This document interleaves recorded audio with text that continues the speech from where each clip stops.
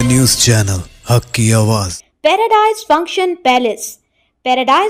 Palace महबूब नगर।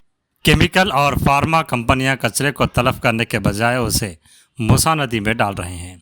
लंगर house इलाके के लोगों ने रात देर गए 2 टैंकरों को पकड़कर पुलिस के हवाले कर दिया, ताहम एक टैंकर ड्राइवर फरार होने में कामयाब रहा। ये टैंकर्स वाटर टैंकर के मुशाबह दिखाई दे रहे थे ताकि किसी को शक न हो। वाटर टैंकर्स की आड़ में मूसा नदी में कीमियाई फुजले को ठिकाना लगाने के दौरान मुकामी लोगों ने टैंकर्स को पकड़ लिया। रिपोर्ट के मुताबिक यह केमिकल पर मुश्तमिल कचरा बालनगर, शादनगर और कुत्तूर में वाक़ केमिकल कंपनियों और फार्मा कंपनियों से लाया गया था। मुकामी लोगों के मुताबिक कई सालों से इस तरह की गैरकानूनी हरकत की जा रही थी।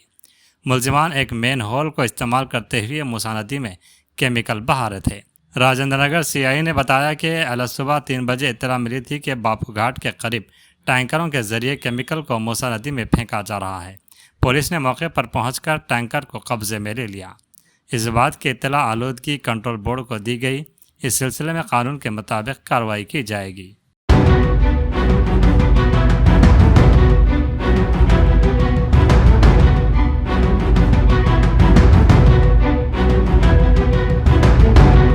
పొల్యూషన్ కంట్రోల్ బోర్డుకి ఇన్ఫర్మేషన్ ఇవ్వడం జరిగింది. దానికి పొల్యూషన్ కంట్రోల్ బోర్డు సంబంధించిన ఆఫీసర్స్ కూడా వస్తున్నారు. వాళ్ళ టెస్ట్ చేసినాక దాంట్లో ఏ కెమికల్స్ ఉన్నాయి, ఏ ఫ్యాక్టరీ నుంచి వస్తుంది అనేది ఇన్వెస్టిగేషన్ చేయాల్సింది.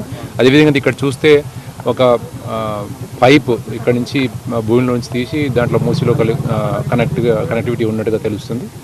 అదేవిధంగా ఇక్కడ లోకల్లో చెప్పిన దాన్ని బట్టి ఏంటంటే దాంతోపాటుగా ఇంకొక 2 లారీలు వచ్చినాయని చెప్తున్నారు. దాన్ని ఒకసారి సీసీ కెమెరాస్ అవన్నీ ఇక్కడ సరౌండింగ్స్ దాన్ని వెరిఫై చేసి ఆ వెహికల్ కూడా ఇన్వెస్టిగేషన్ అంత పాటలో స్విచ్ చేయడం జరుగుతుంది. మనకి ఇంతకుముందు నేను వచ్చిన దగ్గర నుంచి ఇది ఫస్ట్ ఫిర్యాదు. అంతకుముందు ఒక పత్తికుంటలో వచ్చిన ఏదో ట్యాబ్లెట్స్ సంబంధించిన వేసిన ఒక ఫిర్యాదు వచ్చింది. ఇది ఫస్ట్ కేసు అనమాట. దాని గురించి ఇప్పుడు ఇంతవరకు మాకు తెలిసిన ఇన్ఫర్మేషన్ ప్రకారం షాద్ నగర్ నుంచి వచ్చినట్టుగా తెలుస్తుంది. దాన్ని ఇంకా లోతుగా ఇన్వెస్టిగేట్ చేయాల్సి ఉంది.